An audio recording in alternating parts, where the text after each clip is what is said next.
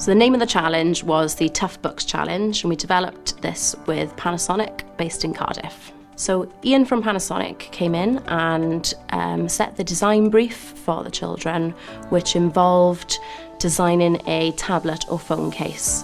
And they met their own criteria then based on what they were looking for the phone case to actually do. So in order to meet the brief, it took around 4 weeks worth of lessons. And they had to, first of all, come up with designs on paper and then converted this into sort of CAD designs on the computer. We decided to go for our GCSE pupils for this. The challenge is quite difficult in terms of the skills required in the CAD designing. It could be adapted for younger year groups though, if there was more support around the design on the computer. So the links to the curriculum was through technology, so part of the Science and Technology AOLE.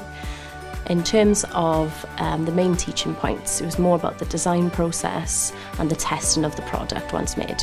So the equipment required for this challenge would be the 3D printers alongside the CAD software on the computer. These were provided to us by Panasonic. So there were no major health and safety considerations in this project, only the use of the 3D printers needed sort of specialist training. For this challenge, what really stood out for me was introducing the pupils to the 3D printers. For us, it wasn't something we had in school, and being provided by Panasonic meant that the pupils had access to this new technology that they otherwise wouldn't have had something to work with.